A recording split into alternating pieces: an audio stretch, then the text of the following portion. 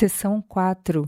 A vida ao ar livre e a atividade física. O exemplo de Cristo. A vida do Salvador na terra foi de comunhão com a natureza e com Deus. Nessa comunhão revelou-nos ele o segredo de uma vida de poder. Trabalhando no banco de carpinteiro, desempenhando-se das responsabilidades da vida doméstica, aprendendo as lições da obediência e da labuta, encontrava recreação entre as cenas da natureza, colhendo conhecimento enquanto buscava compreender os mistérios dessa natureza. Estudava a palavra de Deus e as horas de maior felicidade para ele eram aquelas em que se podia afastar do cenário de seus labores e ir para o campo e meditar nos quietos vales, a entreter a comunhão com Deus na encosta da montanha ou entre as árvores da floresta. O alvorecer encontrava-o muitas vezes em algum lugar retirado, meditando, examinando as Escrituras ou em oração.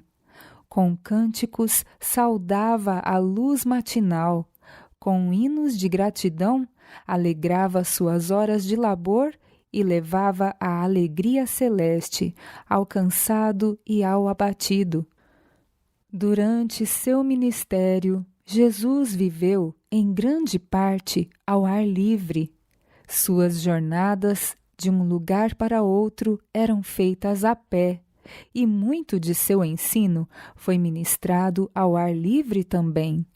Ao preparar os discípulos, ele se retirava muitas vezes da confusão da cidade para um lugar tranquilo nos campos, como mais em harmonia com as lições de simplicidade e fé e abnegação que lhes desejava ministrar. Cristo gostava de reunir o povo em torno de si, sob o azul dos céus, numa relvosa encosta ou à margem de um lago.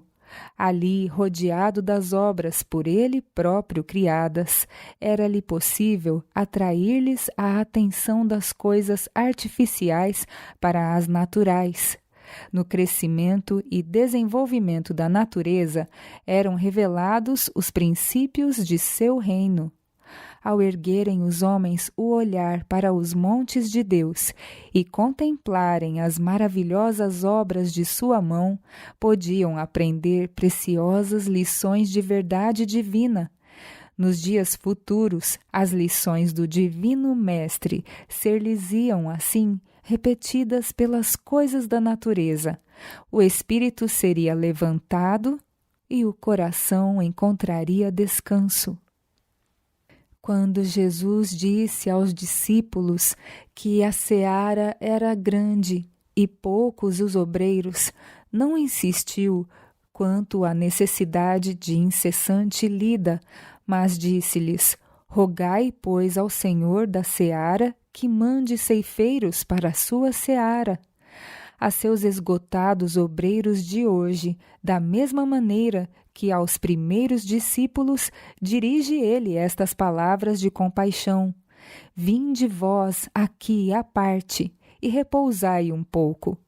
Todos quantos se acham sob as instruções de Deus precisam da hora tranquila para comunhão com o próprio coração, com a natureza e com Deus. Quando todas as outras vozes silenciam e, em quietação, esperamos diante dele, o silêncio da alma torna mais distinta a voz de Deus.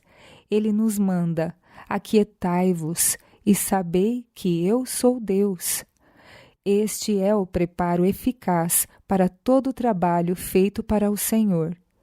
Entre o vai e vem da multidão e a tensão das intensas atividades da vida, aquele que é assim refrigerado será circundado de uma atmosfera de luz e paz. Receberá nova doação de resistência física e poder divino que tocarão o coração dos homens. A natureza, um compêndio.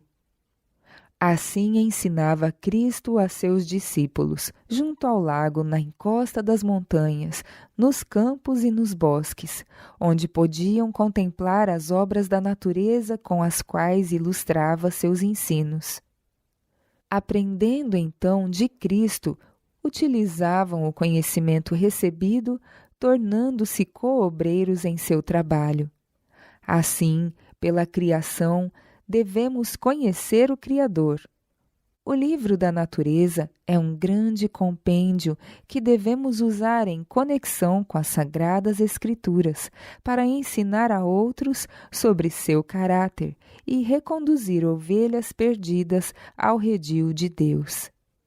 Ao estudarmos as obras de Deus, o Espírito Santo faz raiar convicção na mente. Não é a convicção que o raciocínio lógico produz, mas a não ser que a mente se tenha tornado obscurecida demais para reconhecer a Deus, os olhos turvos demais para vê-lo, os ouvidos surdos demais para ouvir-lhe a voz, uma significação mais profunda é apreendida e as sublimes verdades espirituais da palavra escrita são gravadas no coração. Nesses ensinos, tirados diretamente da natureza, há uma simplicidade e candura que lhes emprestam o maior valor. Todos necessitam das lições oriundas dessa fonte. Em si mesmo, o encanto da natureza desvia a alma do pecado e das atrações mundanas, para a pureza, para a paz e para Deus. Muito frequentemente se enche a mente dos estudantes de teorias e especulações humanas falsamente chamadas ciência e filosofia. Devem eles ser postos em íntimo contato com a natureza. Aprendam que a criação e o cristianismo têm um único Deus. Sejam ensinados a ver a harmonia do natural com o espiritual. Tudo quanto os seus olhos contemplam ou as mãos manuseiam, lhes sirva de ensino na formação do caráter. Desta maneira, as faculdades mentais são fortalecidas, desenvolvido o caráter e toda a vida enobrecida. O propósito de Cristo no ensino por parábolas e o propósito do sábado são o mesmo. Deus deu aos homens o memorial de seu poder criador para que o discernissem nas obras de suas mãos. O sábado convida-nos a contemplar nas obras criadas a glória do Criador. Por desejar Jesus que assim fizéssemos, foi que envolveu as suas preciosas lições com a beleza das coisas naturais. Mais do que em qualquer outro dia, devemos, no santo dia de descanso, estudar as mensagens que Deus para nós escreveu na natureza. Devemos estudar as parábolas do Salvador, onde ele as pronunciou, nos campos e prados, sob céu aberto, entre a relva e as flores.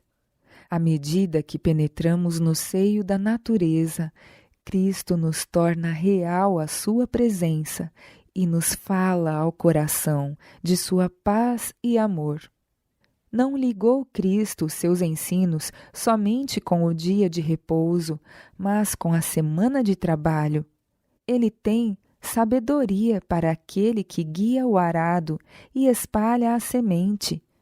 Deseja que em cada ramo de trabalho útil e em cada associação da vida achemos uma lição da verdade divina.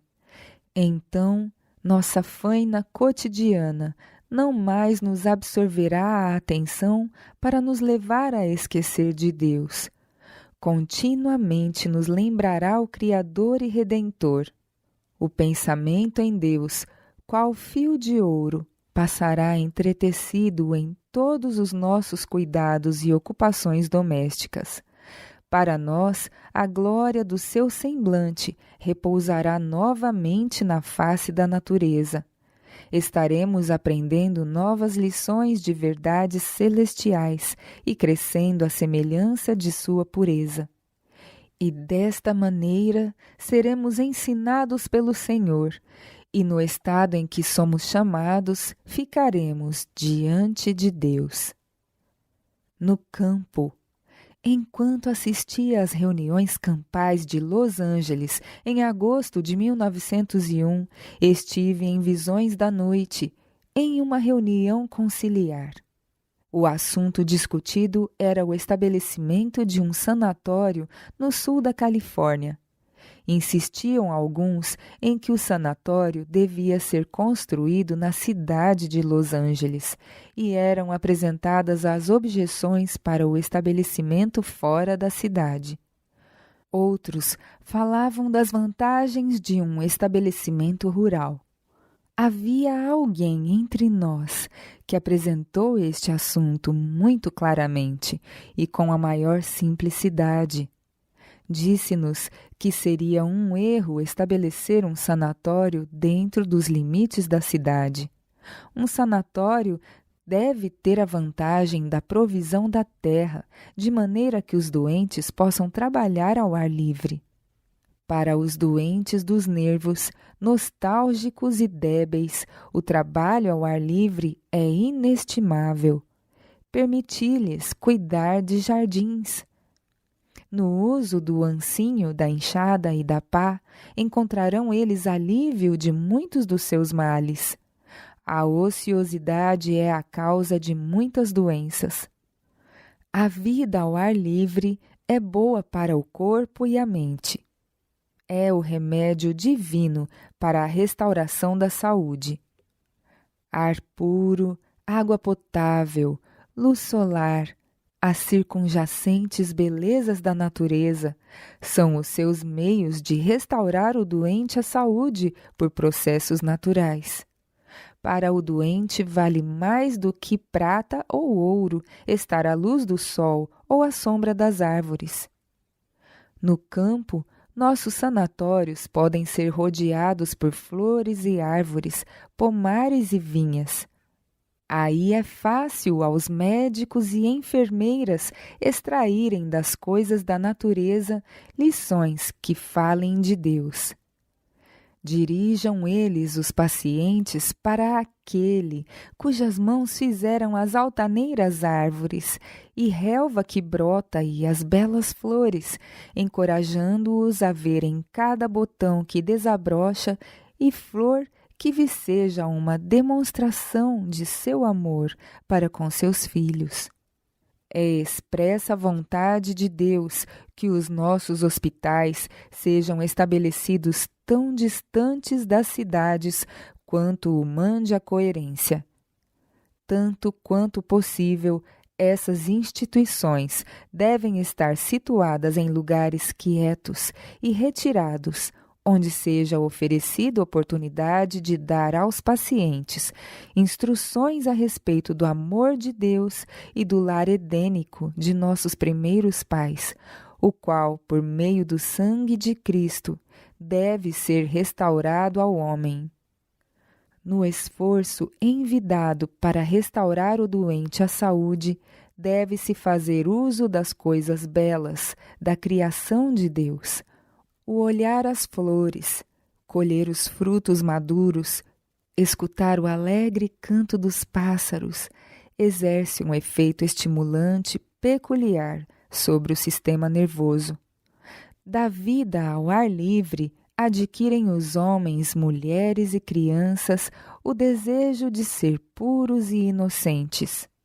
Mediante a influência das propriedades reanimadoras, revivificantes e comunicadoras de vida, dos grandes recursos medicinais da natureza, as funções do corpo são fortalecidas, avivado o intelecto, a imaginação despertada, animado o espírito e a mente preparada para apreciar a beleza da palavra de Deus. Sob essas influências, combinadas com a influência do tratamento cuidadoso e o alimento saudável, o doente encontra a saúde. O passo vacilante recobra a sua elasticidade. Adquirem novamente os olhos o seu brilho. O desesperado torna-se esperançoso. Aquele que outrora apresentava um semblante abatido, mostra agora uma expressão de alegria. Os lamentosos tons da voz cedem lugar aos tons de contentamento. As palavras expressam a convicção. Deus é nosso refúgio e fortaleza, socorro bem presente na angústia. A empanada esperança do cristão torna-se iluminada. A fé retorna. São ouvidas as palavras: ainda que eu andasse pelo vale da sombra da morte, não temeria mal algum, porque tu estás comigo, a tua vara e o teu cajado me consolam. A minha alma engrandece ao Senhor, e o meu espírito se alegra em Deus meu Salvador. Dá esforço ao cansado e multiplica as forças ao que não tem nenhum vigor. O reconhecimento da bondade de Deus em prover essas bênçãos revigora a mente.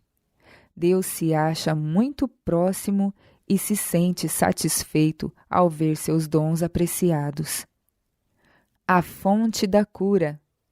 Por intermédio dos agentes naturais, Deus está operando dia a dia, hora a hora, momento a momento, para nos conservar em vida, desenvolver-nos e restaurar-nos. Quando qualquer parte do corpo sofre um dano, principia imediatamente um processo de cura.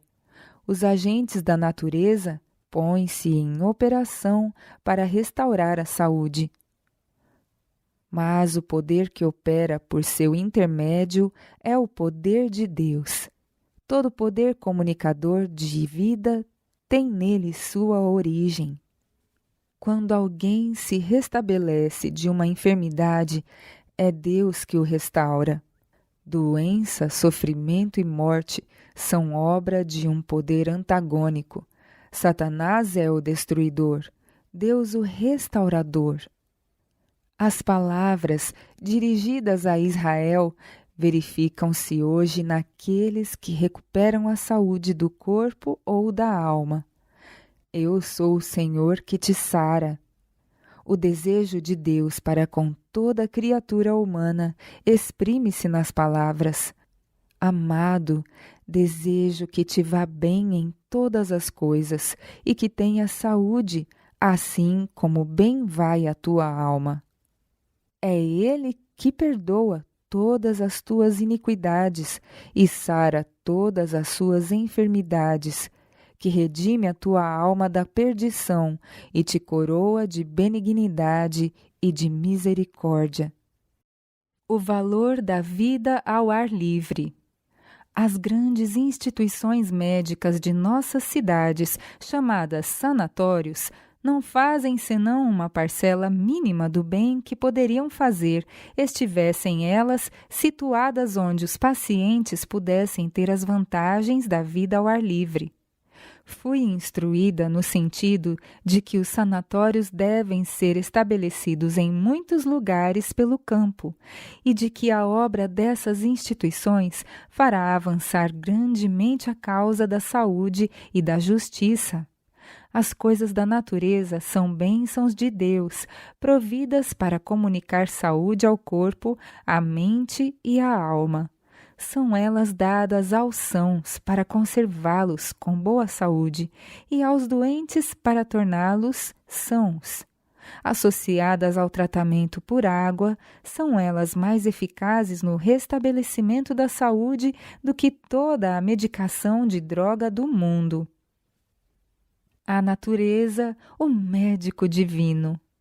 No campo, encontra o doente muitas coisas para desviar-lhe a atenção de si mesmo e de seus sofrimentos. Por toda parte podem eles considerar e apreciar as belas coisas da natureza. As flores, os campos, as árvores frutíferas carregadas de seus ricos tesouros, as árvores da floresta, a projetarem sua agradável sombra. E as colinas e vales, com sua variada vegetação e suas muitas formas de vida. E não somente são eles atraídos por esse ambiente, mas aprendem ao mesmo tempo lições espirituais muito preciosas. Rodeadas pelas maravilhosas obras de Deus, sua mente é levada das coisas que são vistas para as que se não veem. A beleza da natureza leva-os a pensar nos encantos sem igual da nova terra, na qual nada haverá a estragar-lhe a beleza, nada a macular ou destruir coisa alguma, a causar doença ou morte. A natureza é o médico divino. O ar puro, a alegre luz solar, as belas flores e árvores, os belos pomares e vinhas e o exercício ao ar livre em meio desse ambiente são transmissores de saúde, o elixir da vida. A vida ao ar livre é o único remédio de que muitos doentes necessitam. Sua influência é poderosa na cura das doenças causadas pela vida social, vida que debilita e destrói as energias físicas, mentais e espirituais. Quão agradáveis aos enfermos deprimidos, acostumados à vida da cidade, ao clarão de muitas luzes e ao ruído das ruas, são a quietude e liberdade do campo. Com que ansiedade se volvem para as cenas da natureza. Quão satisfeitos se sentirão eles pelas vantagens de um sanatório no campo, onde possam sentar-se sob céu aberto, deleitar-se com a luz solar e respirar a fragrância das árvores e flores. Há propriedades que comunicam vida no bálsamo do pinheiro, na fragrância do cedro e do abeto. E há outras árvores que são promotoras de saúde. Não permitais que estas árvores sejam impiedosamente derrubadas. Tratai-as com carinho onde elas existirem em abundância e plantai mais onde há poucas. Para o doente crônico, nada contribui tanto para restaurar a saúde e a felicidade como viver em meio ao atrativo ambiente do campo. Pode-se deixar sentar ou deitar aí o mais fraco enfermo, à luz do sol ou à sombra das árvores. É-lhes necessário apenas erguer os olhos e ver ao alto a bela folhagem. Maravilham-se eles de que jamais tenham observado quão graciosamente a curvatura dos galhos, que formam um pálio vivo por sobre si, dá-lhes exatamente a sombra de que necessitam. Uma doce sensação de repouso e refrigério lhes sobrevém ao prestarem eles atenção à murmurante brisa.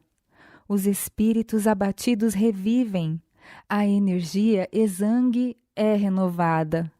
Sem perceber, a mente torna-se calma, o acelerado pulso mais lento e regular. Quando os doentes ficam mais fortes, aventuram-se eles a darem alguns passos para colher algumas das mais belas flores, preciosos mensageiros do amor de Deus, a sua família aflita aqui embaixo. Os exercícios salutares operarão milagres. Animai os pacientes a estarem mais ao ar livre. Fazei planos para conservá-los fora de casa, onde através da natureza possam comungar com Deus. Localizai os sanatórios em extensos tratos de terra, onde os doentes possam ter, no cultivo do solo, oportunidade para exercício salutar ao ar livre. Esse exercício, de parceria com o tratamento da saúde, operará milagres na restauração e revigoramento do corpo enfermo e em refrigerar a exausta e fatigada mente. Em meio de condições tão favoráveis, os pacientes não exigirão tanto cuidado quanto se confinados em um sanatório na cidade. Nem estarão eles no campo tão inclinados a descontentamento e queixa. Estarão prontos a aprender as lições relacionadas com o amor de Deus. prontos a entender que aquele que cuida tão maravilhosamente dos pássaros e das flores cuidará das criaturas formadas à sua própria imagem. Assim é dada aos médicos e auxiliares oportunidade de alcançar-lhes a alma, enaltecendo o Deus da natureza, diante daqueles que estão buscando restauração para a saúde. Um pequeno hospital rural. Durante a noite foi-me dada uma visão de um sanatório no campo. A instituição não era grande, mas era completa. Estava rodeada por belas árvores e arbustos, além dos quais havia pomares e bosques. Ligado com o local, havia jardins nos quais as senhoras enfermas, quando achassem conveniente, podiam cultivar toda sorte de flores, selecionando cada paciente um canteiro para dele cuidar. O exercício ao ar livre era nestes jardins, prescrito como uma parte do tratamento regular. Cena após cena passava diante de mim. Em uma delas, vários pacientes sofredores haviam vindo justamente para um de nossos hospitais de campo. Noutra cena, vi o mesmo grupo. Mas, quão transformada era a sua aparência! A doença desaparecera, a pele estava limpa e o semblante alegre, corpo e mente pareciam animados com nova vida. Lições objetivas vivas. Fui também instruída no sentido de que, quando aqueles que estão doentes são restaurados à saúde em nossos hospitais de campo e voltam a seus lares, tornam-se eles lições objetivas vivas, e muitos outros serão impressionados favoravelmente pela transformação neles ocorrida. Muitos doentes e sofredores virão das cidades para o campo, recusando conformarem-se com os hábitos, costumes e maneiras da vida da cidade. Procurarão eles reaver a saúde em algum dos nossos sanatórios do campo. Dessa forma, embora estejamos distantes das cidades 30 ou 40 quilômetros, seremos capazes de alcançar o povo, e aqueles que desejam a saúde terão oportunidades de reavê-la sob as condições mais favoráveis. Deus operará maravilhas por nós se com fé cooperarmos com Ele. Procuremos então adotar um procedimento sensível para que nossos esforços possam ser abençoados pelo céu e coroados de êxito. Exercício, ar e luz solar. A principal, se não a única razão por que muitos se tornam doentes é que o sangue não circula livremente e as mudanças no fluido vital necessárias à vida e à saúde não ocorrem.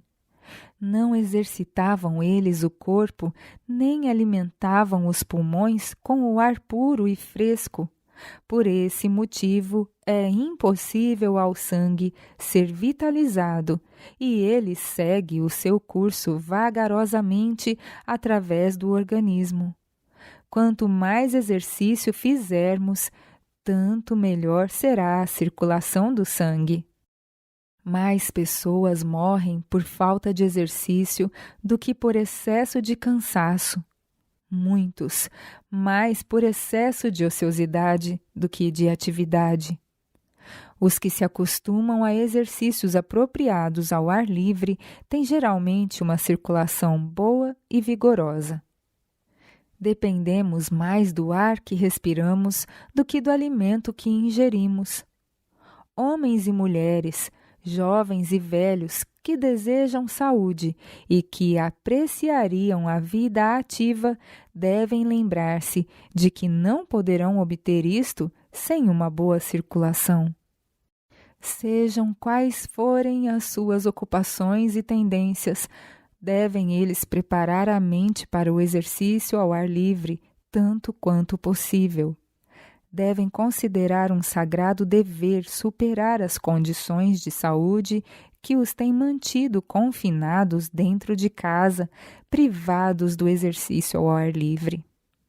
Alguns doentes tornam-se obstinados a esse respeito e recusam ser convencidos da grande importância do exercício diário ao ar livre, por meio do qual podem obter um suprimento de ar puro.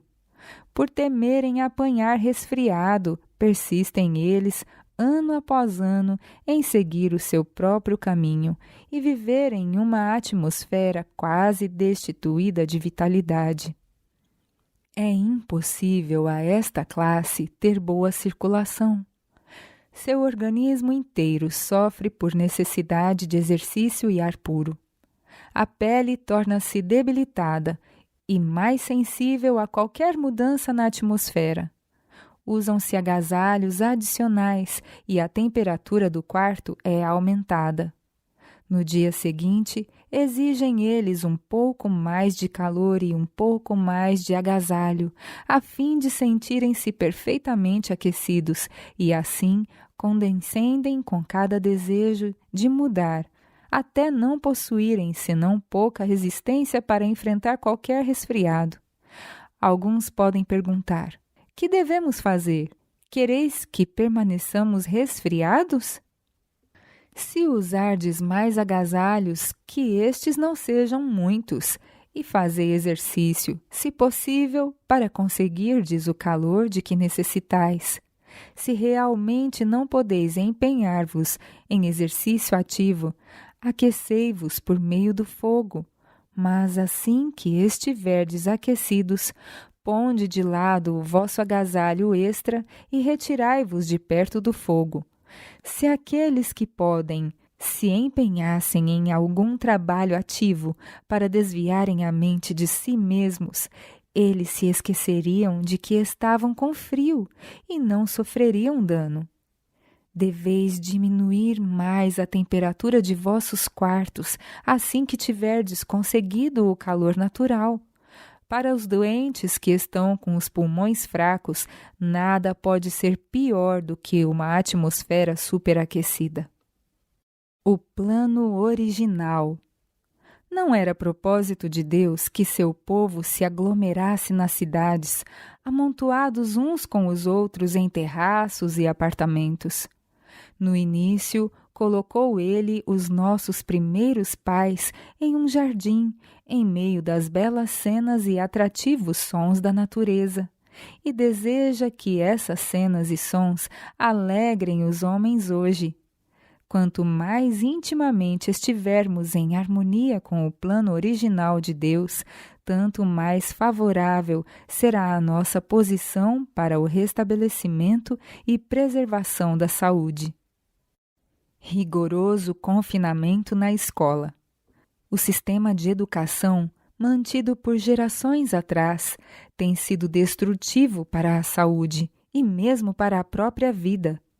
Muitas crianças têm passado 5 horas por dia em salas de aula mal ventiladas, sem suficiente largueza para a saudável acomodação dos alunos. O ar dessas salas fica em breve envenenado para os pulmões que o inalam. Crianças pequenas, cujos membros e músculos não são fortes e cujo cérebro ainda não se acha desenvolvido, têm sido conservadas porta adentro para dano seu. Muitas não têm senão escassa reserva com que começar a vida, e o confinamento na escola, dia a dia, torna-as nervosas e doentes. Seu corpo é impedido de crescer em virtude da exausta condição de seu sistema nervoso. E se a lâmpada da vida se apaga, os pais e os mestres não consideram haver tido qualquer direta influência em extinguir a centelha de vida. Ao acharem-se ao pé da sepultura dos filhos, os aflitos pais consideram esse golpe como especial determinação da providência, quando por indesculpável ignorância foi sua própria orientação que destruiu a vida dos filhos. Culpar, pois, a providência por tais mortes é blasfêmia. Deus queria que os pequeninos vivessem e fossem disciplinados, a fim de poderem possuir belo caráter, glorificando-o neste mundo e louvando-o naquele outro melhor. Ignorância dos reclamos da natureza. Os pais e os professores, ao assumirem a responsabilidade de instruir essas crianças, não sentem a obrigação diante de Deus de conhecer o organismo físico para que possam cuidar do corpo de seus filhos e alunos, de maneira a preservar a vida e a saúde. Milhares de crianças morrem em resultado da ignorância dos pais e professores. As mães gastam horas e horas em trabalho desnecessário relacionado com as suas próprias vestes e as de seus filhos, a fim de exibi-los e alegam então que não dispõem de tempo para ler e obter a informação necessária para zelar da saúde de seus filhos. Acham mais fácil confiar o seu corpo aos cuidados dos médicos. Muitos pais sacrificaram a saúde e a vida dos filhos a fim de acompanhar a moda e os costumes. Relacionar-se com o maravilhoso organismo humano, os nervos, os músculos, o estômago, o fígado, os intestinos, coração e poros da pele, e compreender a dependência de um órgão para com outro no que respeita ao saudável funcionamento de todos é assunto em que a maior parte das mães não tem nenhum interesse. Nada sabem da influência do corpo sobre a mente e desta sobre o corpo. A mente que liga o finito ao infinito, elas parecem não compreender. Todo o órgão do corpo foi feito para serviço da mente. Esta é a capital do corpo. Permite-se às crianças comer carne, especiarias, manteiga, queijo, porco, massas muito temperadas e condimentos em geral. É-lhes também permitido comer alimentos insalubres, a horas irregulares e entre as refeições. Essas coisas fazem sua obra em desarranjar o estômago, excitando os nervos a uma ação fora do natural e enfraquecendo o intelecto. Os pais não compreendem que estão lançando a semente que há de produzir doença e morte. Crianças prejudicadas por estudarem demais. Muitas crianças foram arruinadas para a vida, em razão de se exigir demais do intelecto e negligenciar o fortalecimento das faculdades físicas. Muitos têm morrido na infância devido ao procedimento seguido por pais e professores imprudentes que forçavam o jovem intelecto por lisonja ou temor, quando essas crianças eram demasiado tenras para verem o interior de uma escola. A mente foi-lhes sobrecarregada com lições, quando não deviam ser forçadas, antes contidas, até que a constituição física estivesse suficientemente forte para suportar esforço mental. As criancinhas devem ser deixadas tão livres como cordeiros a correr ao ar livre, soltas e felizes, dando-se-lhes as melhores oportunidades de lançarem bases para uma constituição sadia. Os pais devem ser os únicos mestres dos filhos até que eles cheguem à idade de 8 ou 10 anos. Assim que a mente lhes permita compreendê-lo, cumpre aos pais abrir diante deles o grande livro divino da natureza.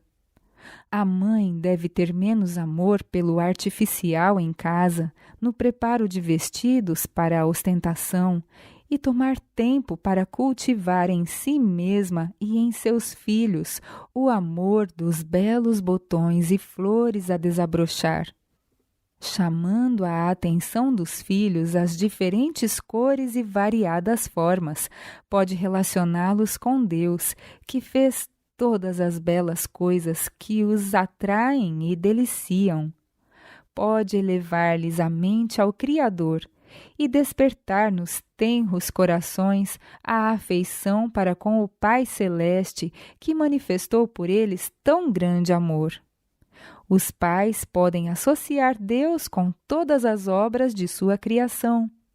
A única sala de aula para as crianças de 8 a 10 anos deve ser ao ar livre, entre as flores a desabrochar e os belos cenários da natureza, sendo para elas o livro de estudo mais familiar, os tesouros da mesma natureza.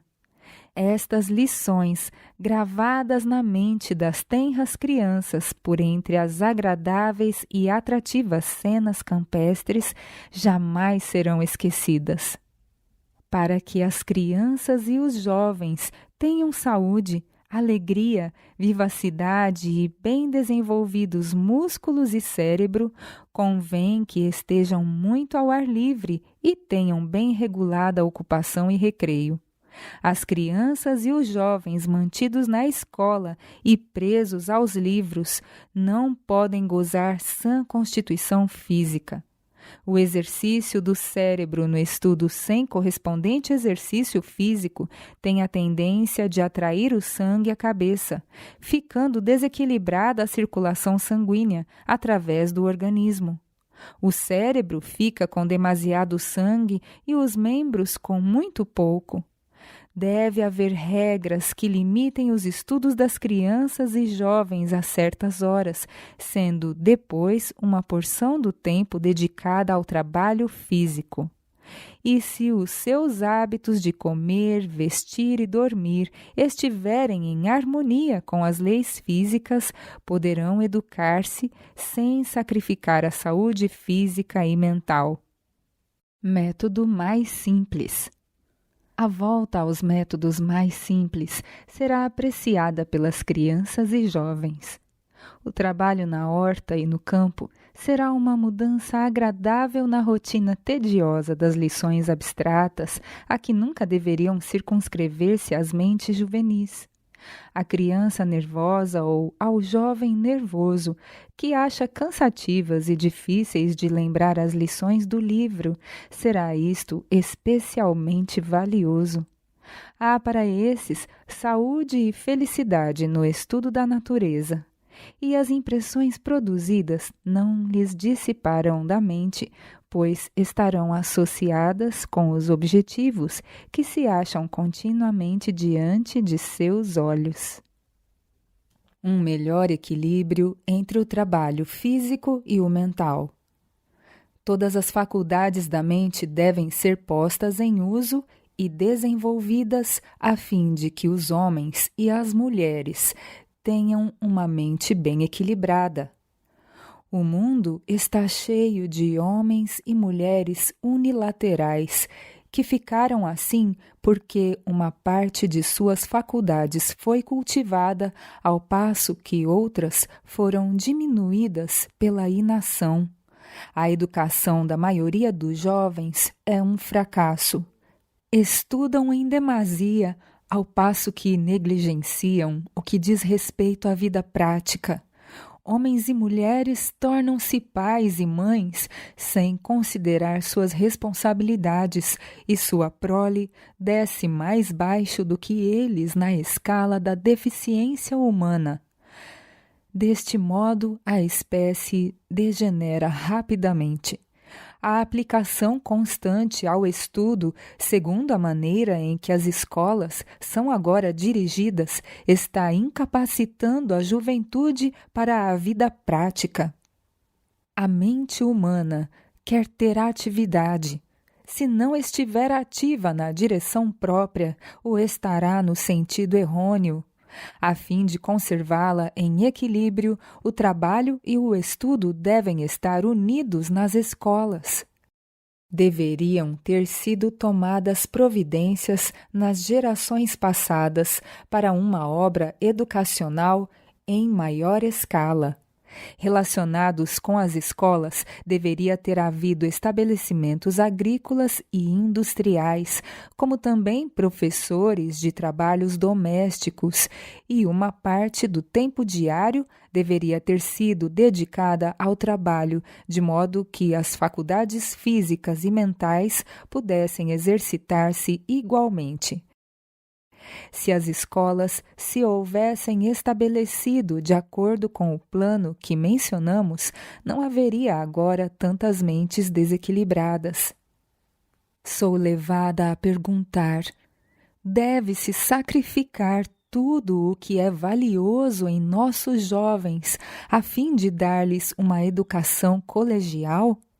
Se tivesse havido estabelecimentos agrícolas e industriais ligados a nossas escolas e se houvessem sido empregados professores competentes para educar os jovens nos diversos ramos de estudo e de trabalho, dedicando parte do tempo diário ao aperfeiçoamento mental e outra parte do trabalho físico, haveria agora uma classe mais elevada de jovens a entrar no palco da ação e a exercer influência na modelação da sociedade. Muitos dos jovens que se graduassem em tais instituições sairiam de lá com estabilidade de caráter, teriam perseverança, fortaleza e coragem para sobrepor-se aos obstáculos e nobres princípios que não os deixariam ser desviados por más influências, por mais populares que fossem. As moças deveriam ter aprendido a confeccionar roupas, a cortar, fazer e consertar artigos de vestuário, instruindo-se assim nos deveres práticos da vida.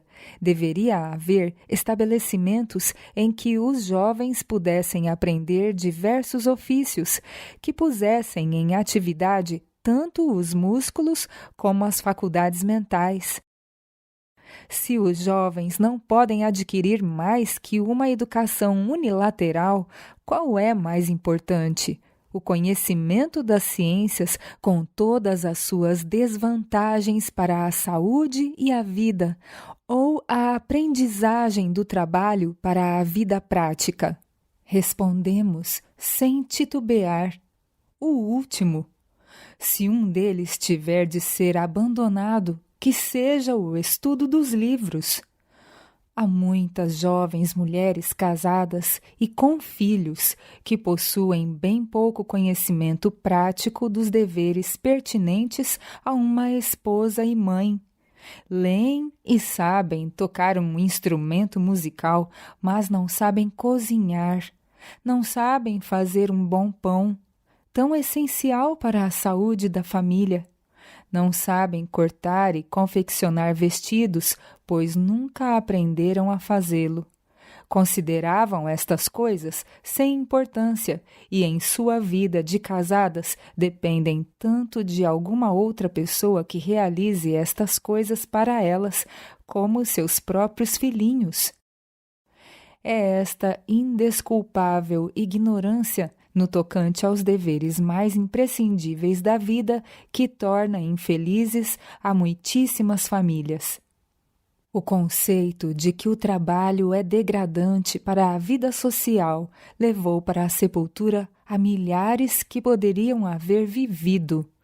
Os que fazem unicamente trabalho manual labutam com frequência em excesso, sem períodos de descanso, ao passo que a classe intelectual sobrecarrega o cérebro e sofre por falta do saudável vigor proporcionado pelo trabalho físico.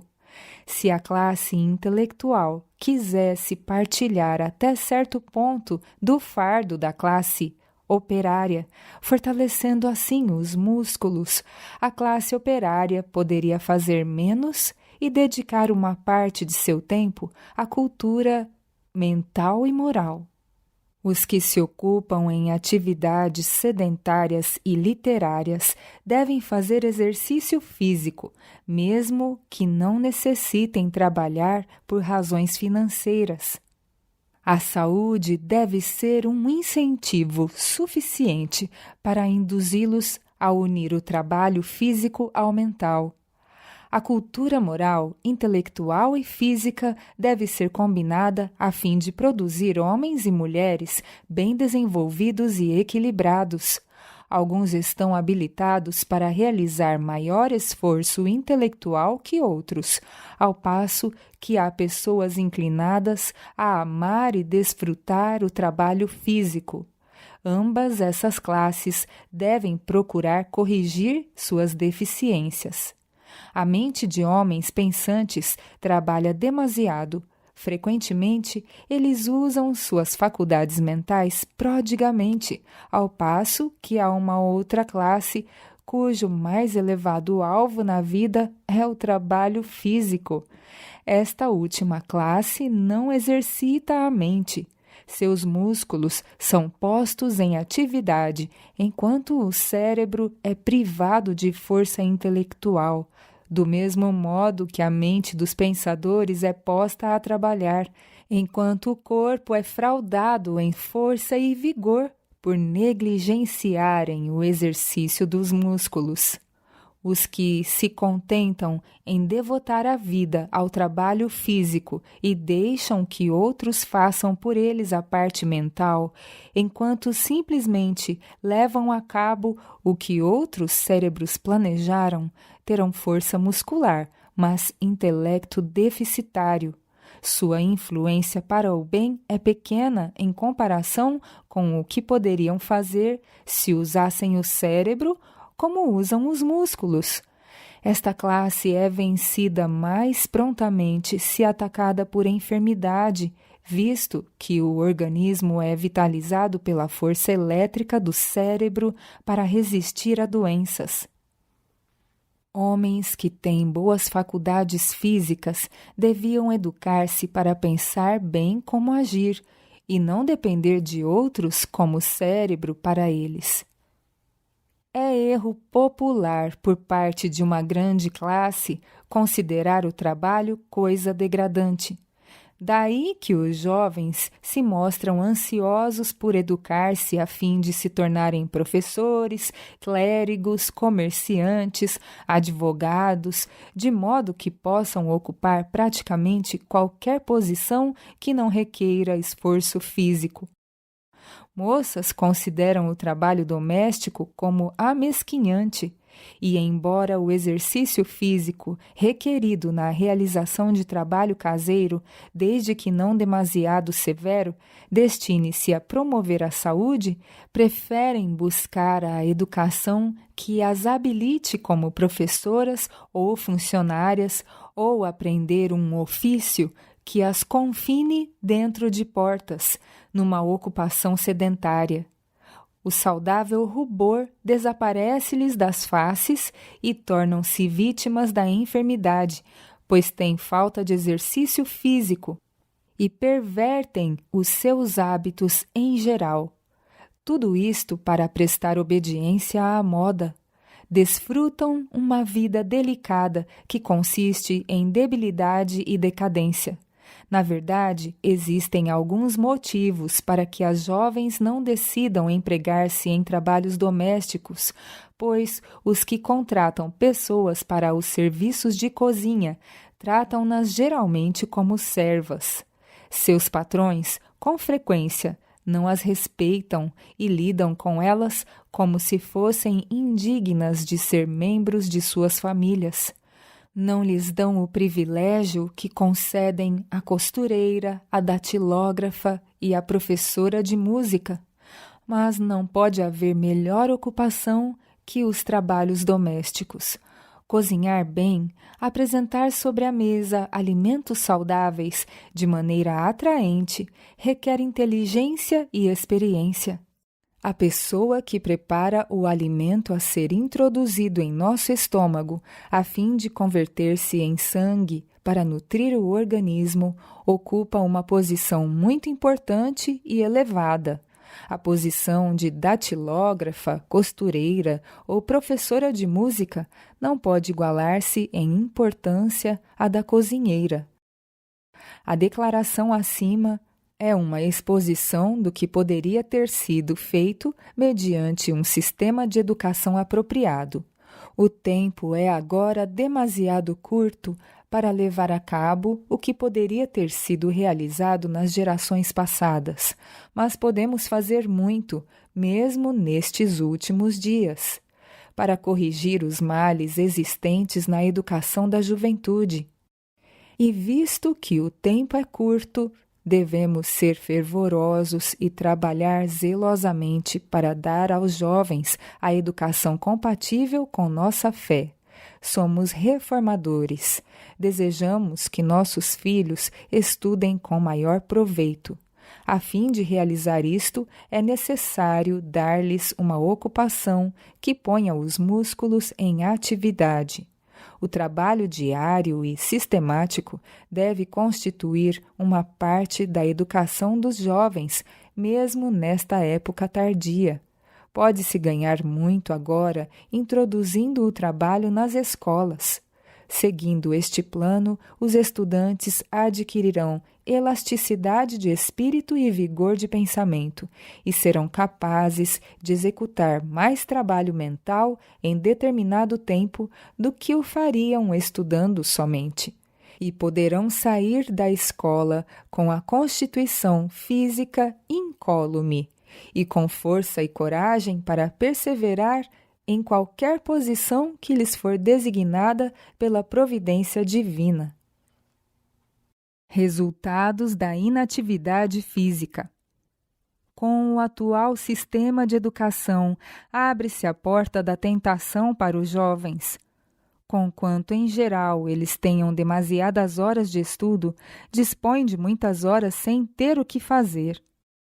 Esses períodos de lazer são passados frequentemente de modo descuidado. O conhecimento de maus hábitos é comunicado de uma pessoa para a outra, e o vício aumenta consideravelmente. Muitíssimos jovens que foram instruídos religiosamente no lar e que partem para as escolas relativamente inocentes e virtuosos são corrompidos pela associação com companheiros depravados.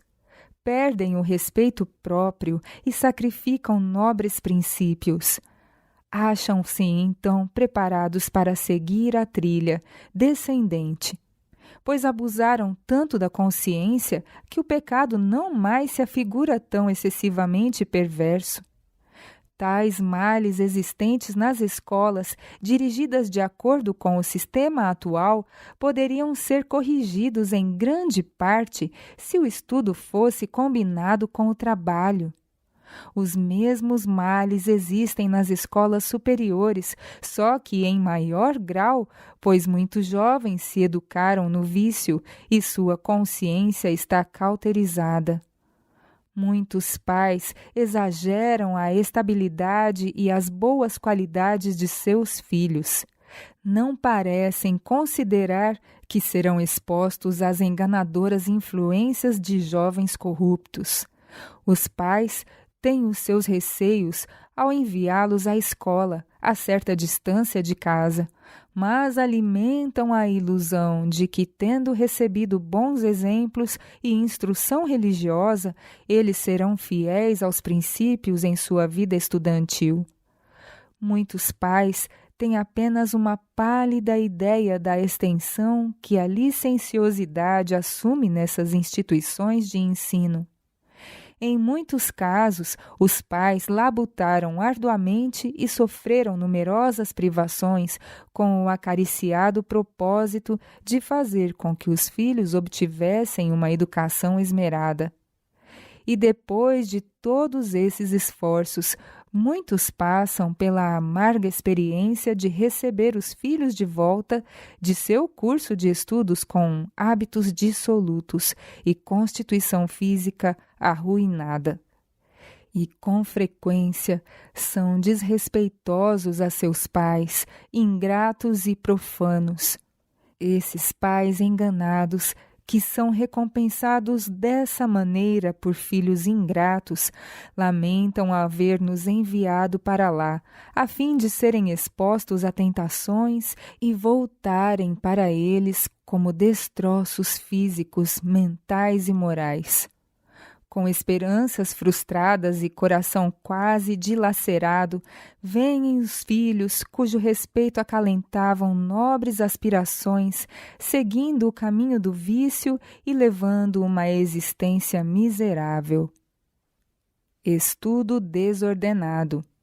Alguns estudantes dedicam-se inteiramente aos estudos e concentram toda a atenção no objetivo de obter educação. Exercitam o cérebro, mas permitem que as faculdades físicas permaneçam inativas. O cérebro é sobrecarregado e os músculos se debilitam pelo fato de serem exercitados. Quando tais estudantes se formam, é evidente que adquiriram sua educação à custa da vida.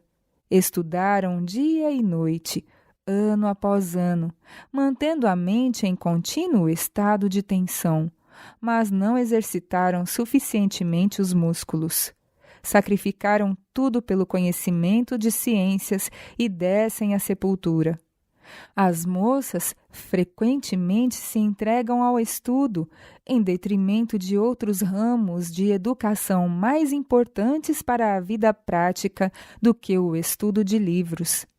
E depois de adquirirem sua educação a miúde, ficam inválidas por toda a vida.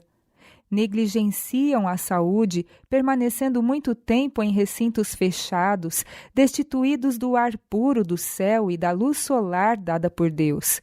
Essas jovens poderiam ter saído com saúde de suas escolas se houvessem ligado os estudos a trabalhos domésticos e exercícios ao ar livre. A saúde é um grande tesouro. É a mais valiosa posse concedida aos mortais. Riqueza, honra ou cultura custam muito caro se forem adquiridas a expensas do vigor da saúde. Nenhuma dessas consecuções pode trazer felicidade se não houver saúde. É um terrível pecado abusar da saúde que Deus nos deu, pois todo o abuso dessa natureza debilita a nossa vida e constitui um prejuízo, mesmo que obtenhamos toda a educação possível. Em muitos casos, os pais ricos não veem a importância de educar os filhos tanto nos deveres práticos da vida como nas ciências. Não sentem a necessidade de, para o bem do intelecto e da moral dos filhos e para a sua futura utilidade, dar-lhes um conhecimento cabal do trabalho útil. É esta uma obrigação que tem para com os filhos, a fim de que, se lhes chegarem reveses, possam manter-se com nobre independência, sabendo como fazer uso das mãos. Se têm um capital de vigor, não podem ser pobres, ainda que não possuam 1 centavo. Muitos que na juventude se achavam em circunstâncias favoráveis podem ficar despojados de todas as suas riquezas e com pais, irmãos e irmãs para manter. Quão importante é, pois, que a todo jovem se ensine a trabalhar, a fim de que possa estar preparado para qualquer emergência. As riquezas são uma verdadeira maldição, quando os seus possuidores deixam que elas sejam um impedimento para os filhos e filhas obterem o conhecimento de algum trabalho útil que os habilite para a vida prática. Os que não são compelidos a trabalhar, com frequência não fazem suficiente exercício ativo para terem saúde física. Jovens, por não ocuparem a mente e as mãos em trabalho ativo, adquirem hábitos de indolência e obtêm a miúde o que é mais espantoso ainda: uma educação de rua, o vício de perambular pelos bares, fumar, beber e jogar cartas. A pobreza, em muitos casos, é uma bênção, pois evita que os jovens e as crianças sejam arruinados pela inatividade. Tanto as faculdades físicas como as mentais devem ser cultivadas e desenvolvidas devidamente. O primeiro e constante cuidado dos pais deve ser o de ver que os filhos tenham compleições vigorosas para que possam ser homens e mulheres sadios. É impossível alcançar este objetivo sem exercício físico. Para a sua própria saúde física e bem moral, as crianças devem ser ensinadas a trabalhar, mesmo que não seja imperioso no tocante à necessidade. Se querem ter caráter puro e virtuoso, devem gozar da disciplina de um trabalho bem regulado que ponha em atividade todos os músculos. A satisfação das crianças por serem úteis e praticarem atos de abnegação para ajudar a outros será o prazer mais salutar que já experimentaram. Por que deveriam os ricos privar a si mesmos e a seus queridos filhos desta grande bênção? Amaldiçoada a indolência. Pais, a inércia é a maior maldição que já caiu sobre os jovens. Não deveis permitir que vossas filhas permaneçam na cama até tarde da manhã, deixando que o sono dissipe as preciosas horas que Deus lhes concedeu para serem dedicadas aos melhores fins e pelas quais terão de prestar contas a Ele.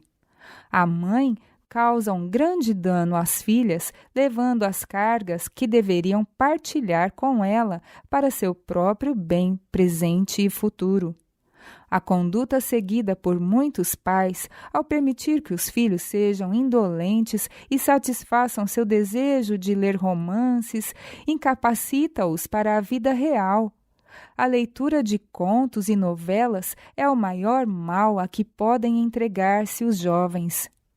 As leitoras de novelas e histórias de amor sempre deixam de ser mães boas e práticas. Elas constroem castelos no ar e vivem num mundo irreal e imaginário. Tornam-se sentimentais e têm concepções doentias. Sua vida artificial tende a arruiná-las para tudo o que é útil. Têm a inteligência diminuída, embora nutram a ilusão de serem superiores em mentalidade e atitudes. Empenhar-se nos afazeres domésticos é o que há de mais vantajoso para as moças.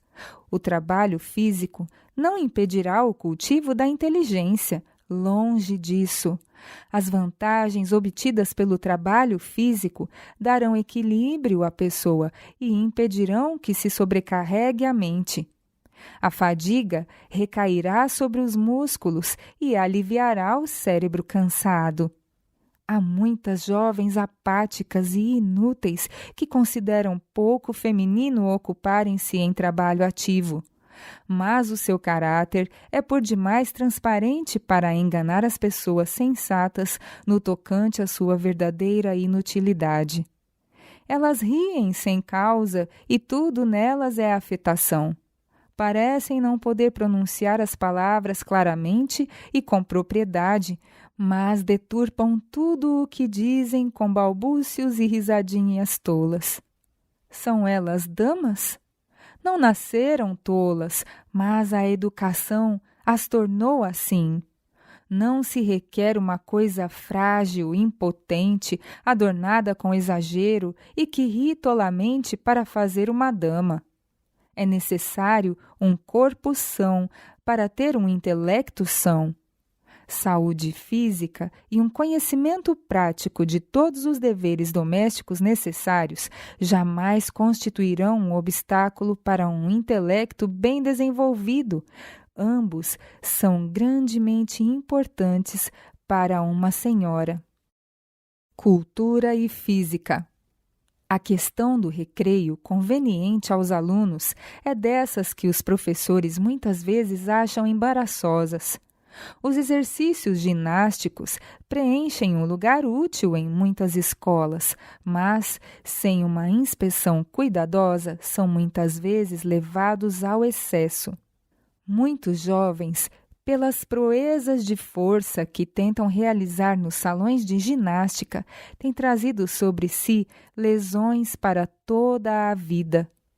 O exercício em um salão de ginástica, ainda que bem dirigido, não pode tornar o lugar do recreio ao ar livre e, para tal, nossas escolas devem oferecer melhores oportunidades. Os estudantes devem fazer exercício vigoroso.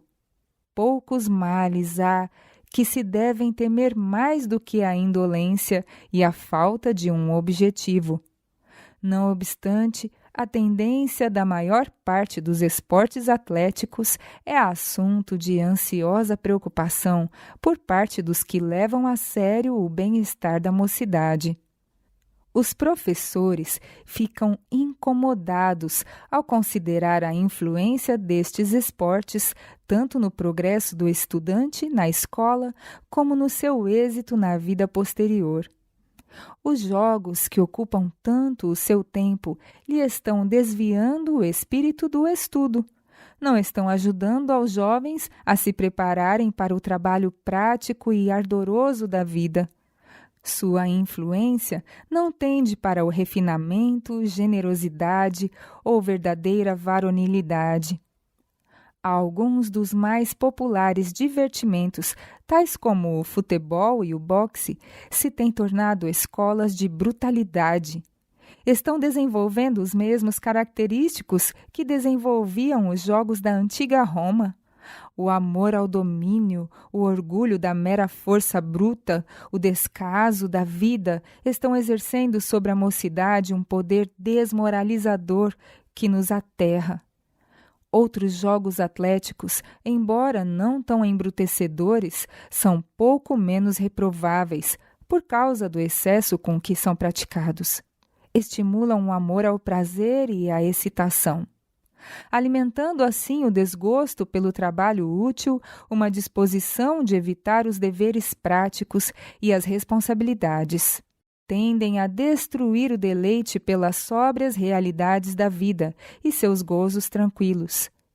Desta maneira, abre-se a porta para a dissipação e o desregramento, com os seus terríveis resultados. Reuniões sociais. Conforme são realizadas comumente, as reuniões sociais são também um embaraço ao crescimento real, quer do espírito, quer do caráter. Formam-se associações frívolas, hábitos de extravagância e de busca de prazeres, bem como muitas vezes de dissipação, coisas estas que moldam a vida toda para o mal. Em vez de tais diversões, pais e professores muito poderão fazer para suprir distrações sãs que proporcionem vida. Nisto, como em todas as demais coisas que dizem respeito ao nosso bem-estar, a inspiração indicou o caminho. Nos tempos primitivos, era simples a vida entre o povo que estava sob a direção de Deus. Viviam junto ao coração da natureza. Seus filhos participavam do trabalho dos pais e estudavam as belezas e mistérios do tesouro da natureza. Na quietude do campo e do bosque, ponderavam aquelas grandes verdades transmitidas como um sagrado depósito de geração a geração. Tal ensino produzia homens fortes. Ocupações ao ar livre. Na presente época, a vida se tornou artificial e os homens degeneraram. Conquanto não possamos voltar completamente aos hábitos simples daqueles tempos primitivos, deles podemos aprender lições que tornarão nossos momentos de recreio o que este nome implica, momentos de verdadeira construção de corpo, espírito e alma. Muito tem que ver os arredores do lar e da escola com a questão do recreio. Na escolha de um lar ou na localização de uma escola, deveriam estas coisas ser consideradas. Aqueles para quem o bem-estar mental e físico é de maior importância do que o dinheiro ou as exigências e costumes da sociedade, devem procurar para seus filhos o benefício do ensino da natureza e a recreação ou seu ambiente. Seria de grande auxílio na obra educativa se cada escola pudesse ser localizada de tal maneira que proporcionasse aos estudantes terra para a cultura e acesso aos campos e matas. Para os fins de recreio aos estudantes, os melhores resultados se alcançarão pela cooperação pessoal do professor. O verdadeiro professor pode comunicar a seus discípulos poucos benefícios, tão valiosos como o de sua própria companhia.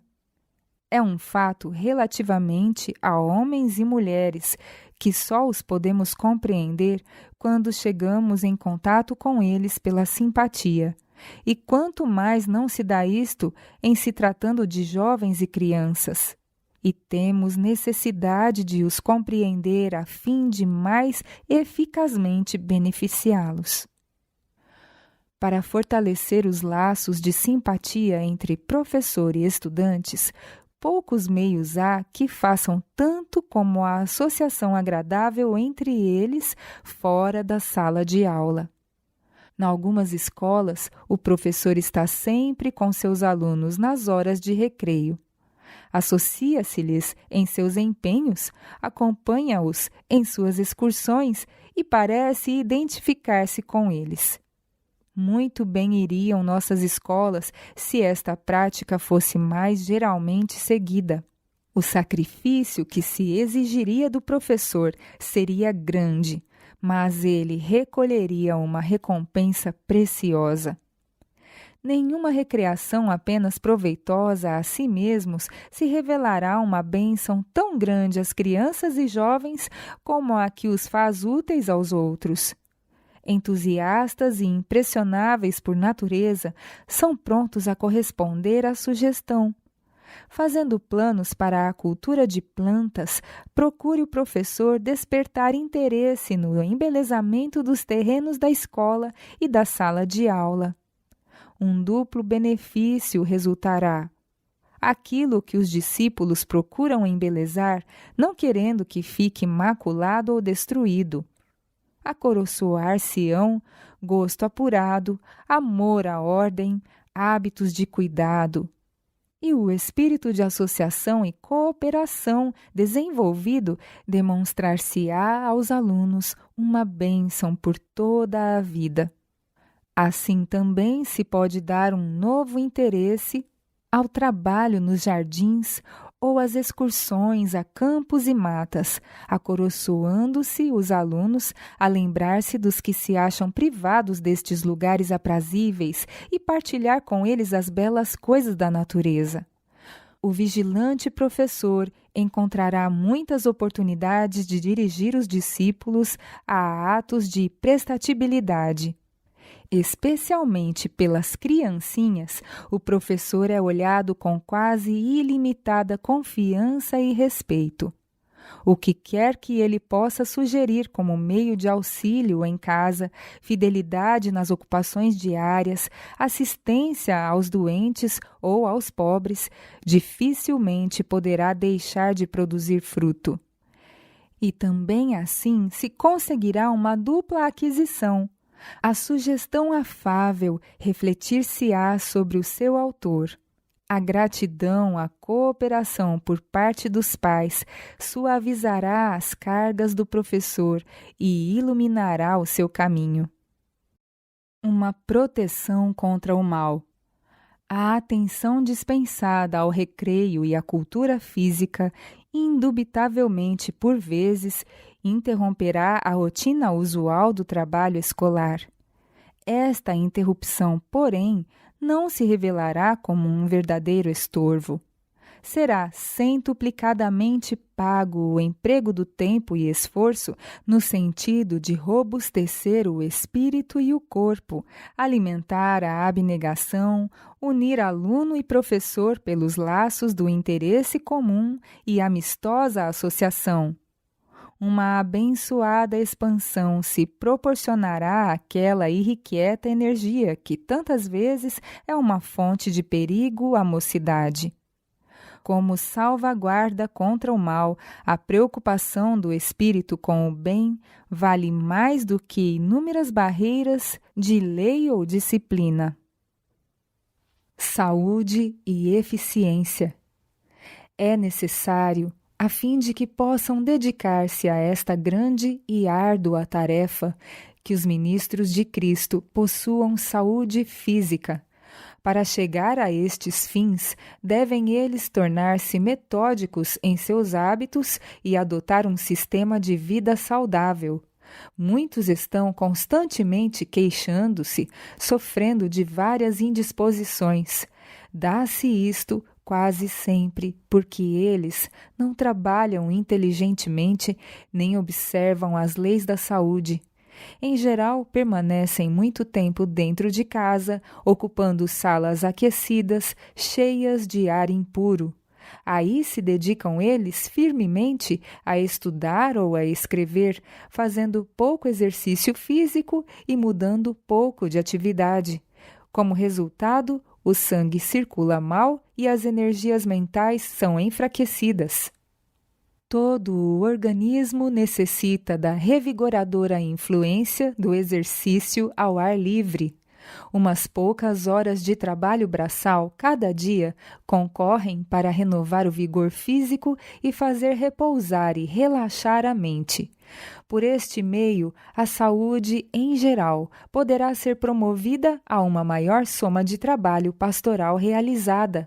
O constante ler e escrever de muitos ministros os incapacita para o trabalho pastoral. Gastam valioso tempo em estudo abstrato, o qual poderia ser aplicado em auxiliar os necessitados no momento preciso. Nossos ministros, que atingiram a idade de 40 ou 50 anos, não devem achar que seu trabalho é menos eficiente do que em tempos passados. Os homens de idade e experiência são justamente os que devem exercer vigorosos e bem dirigidos esforços. De modo especial, são eles necessários neste tempo. As igrejas não podem dispensá-los. Não devem os tais falar de fraqueza física e mental, nem achar que o seu tempo de utilidade passou. Muitos deles têm sofrido por árduo esforço mental, não aliviado por exercício físico. O resultado é a deterioração de suas energias e a tendência para eximir-se a responsabilidades. O de que eles necessitam é mais trabalho ativo. Isto não se restringe apenas àqueles cuja cabeça está embranquecida pela neve do tempo. Mas homens, jovens em idade, têm caído no mesmo estado e se têm tornado enfraquecidos mentalmente. Eles têm uma lista de sermões prontos, mas, se forem além dos limites destes, perdem o seu controle. O pastor dos velhos tempos, que viajava em lombo de burro e passava muito tempo visitando o seu rebanho, gozava muito melhor saúde, a despeito de suas privações e de estarem expostos, do que os nossos ministros de hoje, que evitam todo exercício físico possível e se limitam a seus livros. Os ministros idosos e experientes devem sentir que é seu dever, como servos assalariados de Deus, avançar, progredindo dia a dia, tornando-se continuamente mais eficientes em seu trabalho e arranjando constantemente assuntos novos para apresentar ao povo. Cada esforço para expor o Evangelho deve ser melhor que o precedente. Cada ano, cumpre-lhes desenvolver uma piedade mais profunda, um espírito mais compassivo, maior espiritualidade e um conhecimento mais completo da verdade bíblica. Quanto maior sua idade e experiência, mais próximos devem eles ser capazes de chegar do coração das pessoas, possuindo um mais perfeito conhecimento delas. Períodos de relaxação. Foi-me mostrado que os guardadores do sábado, como povo que trabalha de maneira tão árdua, não se permitem mudança ou períodos de repouso. O recreio é necessário aos que se acham ocupados em labor físico e, mais ainda, essencial àqueles cujo trabalho é especialmente mental. Não é essencial à nossa salvação, nem para a glória de Deus, manter o espírito em contínuo e excessivo labor, mesmo sobre temas religiosos. Há distrações como sejam a dança, o jogo de cartas, xadrez, damas, etc., que não podemos aprovar porquanto o céu as condena. Estas diversões abrem a porta a grandes males. Não são benéficas em sua tendência. Antes, exercem efeito excitante, produzindo em alguns espíritos uma paixão por aquelas diversões que conduzem ao jogo e à dissipação. Todos esses divertimentos merecem ser condenados pelos cristãos, devendo o seu lugar ser substituído por qualquer coisa perfeitamente inofensiva. Vi que não se devem passar nossos feriados a exemplo do mundo, mas não devemos passá-los por alto, pois isso traria descontentamento aos nossos filhos. Nestes dias em que há perigo de serem expostos a más influências e corrompidos pelos prazeres e excitações do mundo, estudem os pais o meio de proporcionar-lhes alguma coisa que substitua entretenimentos mais perigosos. Dai a entender a vossos filhos que tendes em vista seu bem-estar e felicidade. Unam-se várias famílias que residem numa cidade ou vila e deixem as ocupações que as cansaram física e mentalmente e façam uma excursão ao campo, às margens de um belo lago ou a um bonito bosque, onde seja lindo o cenário da natureza. Devem prover-se de alimento simples e saudável, das melhores frutas e cereais, pondo a mesa à sombra de alguma árvore ou sob a abóbada celeste. A viagem, o exercício e o panorama despertarão o apetite e poderão gozar de uma refeição que causaria inveja aos próprios reis. Nessas ocasiões, pais e filhos devem sentir-se livres dos cuidados do trabalho e de toda preocupação. Os pais devem sentir-se pequenos com seus filhos, tornando-lhes tudo tão agradável quanto possível. Seja o dia todo um contínuo recreio. O exercício ao ar livre, para aqueles cujo trabalho é dentro de casa e sedentário, lhes beneficiará a saúde. Todos os que podem devem sentir o dever de seguir este procedimento. Nada se perderá, mas ganhar-se-á muito. Tornarão as suas ocupações com nova vida e novo ânimo para empreender de novo sua tarefa com mais zelo e estarão melhor preparados para resistir à enfermidade. Luz solar na casa. Se quereis que vossas casas sejam agradáveis e convidativas, tornai-as resplendentes com ar e luz solar. Removei vossas espessas cortinas, abri as janelas, suspendei as persianas e fruí a rica luz do sol, ainda que seja à custa das cores de vossos tapetes. A preciosa luz solar poderá fazer descorar os vossos tapetes.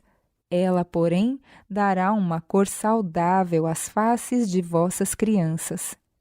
Se tiverdes a presença de Deus e possuirdes coração cheio de zelo e amor, uma casa humilde, na qual haja ar e brilhe a luz do sol, e animada por altruísta hospitalidade, será para a vossa família e para o cansado viajor um céu na terra. Diversões proibidas. Aqueles que se acham empenhados em estudo necessitam relaxar-se. A mente não deve estar constantemente entregue à meditação acurada, pois o delicado mecanismo mental se torna gasto.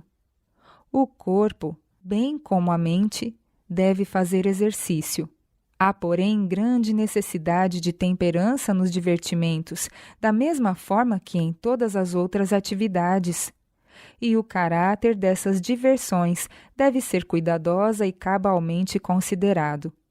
Cada jovem deve perguntar a si mesmo: que influência exercerão essas diversões sobre a saúde física, mental e moral? Deverá minha mente tornar-se tão obcecada que se esqueça de Deus? Deixaria eu de ter sua glória diante de mim? Deve-se proibir o jogo de cartas. As associações e tendências são perigosas. O príncipe dos poderes das trevas preside nos salões de diversões e onde quer que haja jogo de cartas. Os anjos maus são hóspedes familiares nestes lugares. Nada existe de benefício à alma ou ao corpo nestes divertimentos.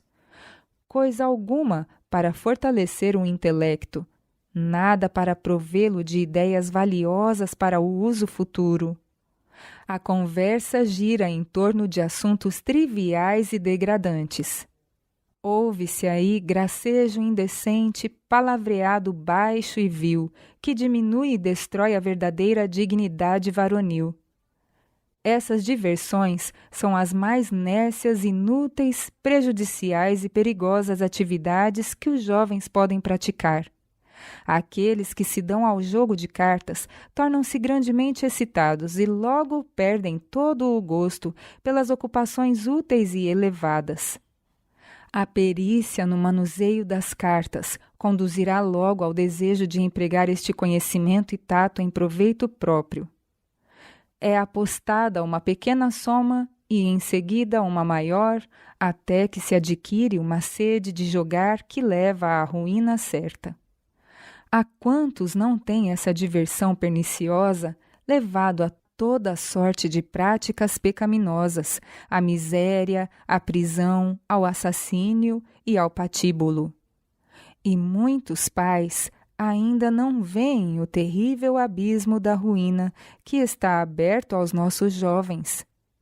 Entre as casas de diversões, a mais perigosa é o teatro. Em lugar de ser uma escola de moralidade e virtude, como costuma ser chamada, é ele justamente o viveiro da imoralidade. Os hábitos viciosos e as tendências pecaminosas são fortalecidos e confirmados por esses entretenimentos. As cantigas baixas, os gestos, expressões e atitudes indecentes corrompem a imaginação e a aviltam a moral. Todo jovem que assiste habitualmente a tais exibições será corrompido em princípio. Não existe em nosso país influência mais poderosa para corromper a imaginação, destruir as impressões religiosas e enfraquecer o gosto pelos prazeres tranquilos e as sóbrias realidades da vida do que as diversões teatrais. O gosto por estas cenas aumenta com cada transigência, assim como o desejo para com as bebidas intoxicantes se fortalece com seu uso. O único caminho seguro é evitar o teatro, o circo e todos os outros lugares de diversões duvidosos. Há espécies de recreações grandemente benéficas, tanto para a mente como para o corpo.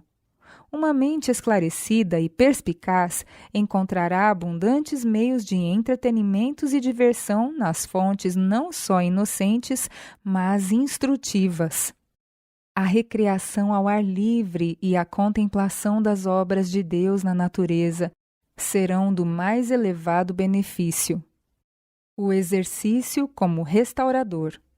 A ideia de que aqueles que sobrecarregaram as energias mentais e físicas ou que têm estado sob depressão do corpo ou da mente devem suspender a atividade a fim de reaver a saúde é um grande erro. Em uns poucos casos, pode ser necessário o completo repouso por algum tempo, mas tais casos são raros. Na maioria das vezes, a mudança deve ser muito grande para ser benéfica. Aqueles que chegaram ao abatimento em virtude de atividade mental intensa devem ter repouso da mente cansada. Entretanto, ensinar-lhes que é mal ou mesmo perigoso exercitarem eles suas energias mentais de qualquer maneira leva-os a ver sua condição muito pior do que realmente é. Eles estão nervosos e finalmente se tornam um fardo para si mesmos, bem como para os que deles cuidam. Neste estado mental, sua recuperação é realmente duvidosa. Aqueles que sobrecarregam suas energias físicas não devem ser aconselhados a abster-se completamente do trabalho.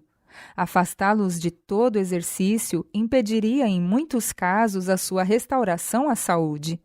A vontade acompanha o trabalho das mãos e, quando o poder da vontade está adormecido, a imaginação torna-se anormal, de maneira que é impossível ao sofredor resistir à doença.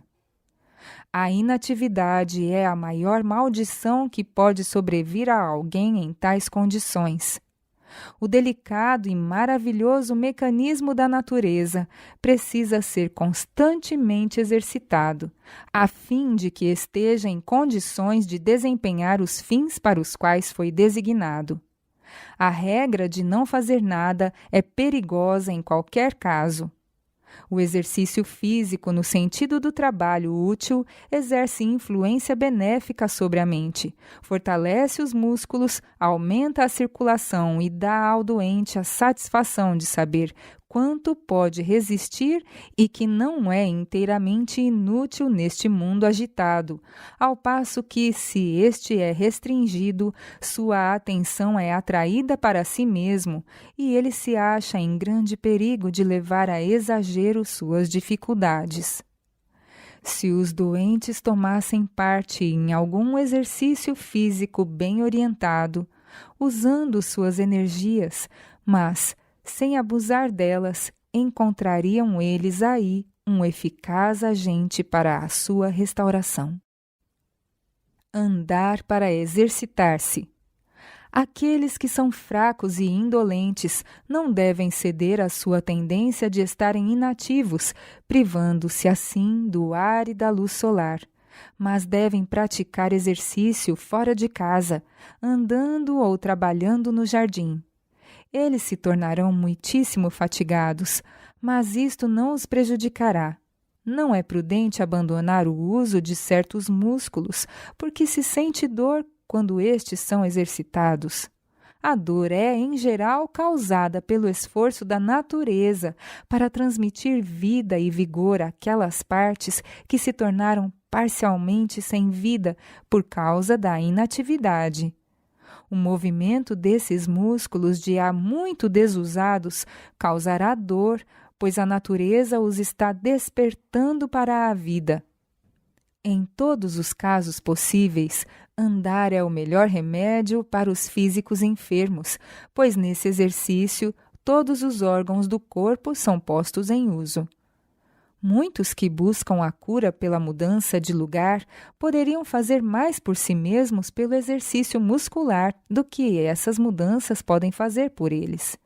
Em alguns casos, a falta de exercício faz com que os intestinos e músculos se tornem enfermos e contraídos, e esses órgãos que se tornaram doentios por falta de uso poderão ser fortalecidos pelo exercício.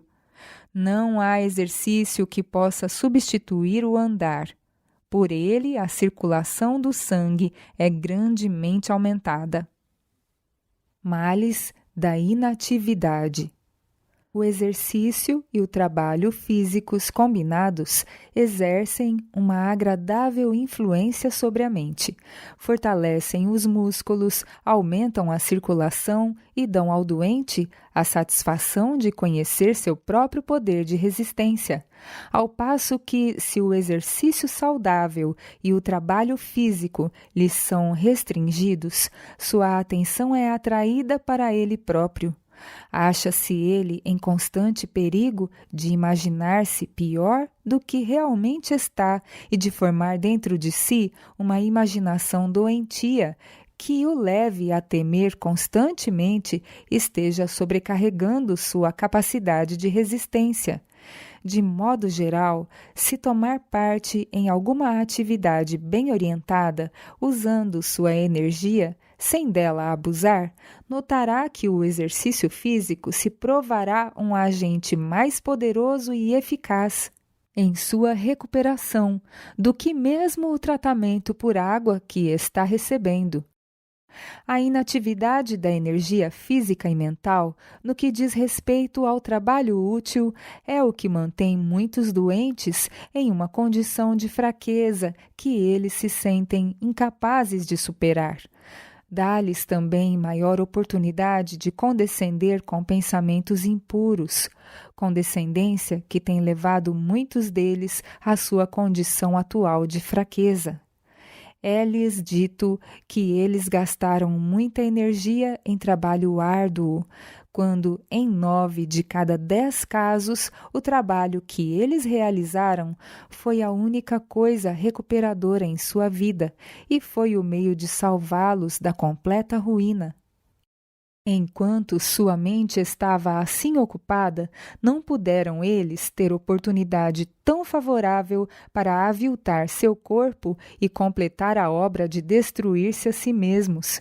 Permitir que todas essas pessoas cessem de trabalhar, com o cérebro e os músculos, é oferecer-lhes ampla oportunidade de serem levadas cativas pelas tentações de Satanás. Abrir as janelas da alma. O fardo do pecado, com seu desassossego e desejos não satisfeitos, jaz mesmo à base de grande parte das doenças sofridas pelos pecadores. Cristo é o poderoso comunicador de cura à alma enferma de pecado. Esses pobres sofredores precisam ter um conhecimento mais claro daquele a quem conhecer devidamente é vida eterna. Eles precisam ser paciente e bondosa, mais diligentemente ensinados quanto à maneira de abrir de par em par as janelas da alma, deixando entrar o sol do amor de Deus para iluminar os obscurecidos escaninhos do espírito. As mais exaltadas verdades espirituais podem ser levadas ao coração pelas coisas da natureza. Os pássaros do ar, as flores do campo, com suas belas cores vivas, o cereal germinando, a videira com seus ramos cheios de frutos, as árvores soltando os seus tenros renovos, o glorioso pôr do sol, as nuvens carmesim, a anunciarem uma bela manhã, a sucessão das estações, tudo isto pode ensinar-nos preciosas lições de confiança e fé. A imaginação tem aqui um campo fértil no qual estender-se. A mente inteligente pode contemplar com a maior satisfação estas lições da verdade divina, às quais o Redentor do mundo associou às coisas da natureza. Cristo reprovou severamente os homens de seu tempo por não terem eles aprendido da natureza as lições espirituais que poderiam ter aprendido. Todas as coisas animadas e inanimadas expõem ao homem o conhecimento de Deus. A mesma mente divina que está operando nas coisas da natureza está a operar na mente e coração dos homens e a produzir um inexprimível anseio por alguma coisa que eles não possuem.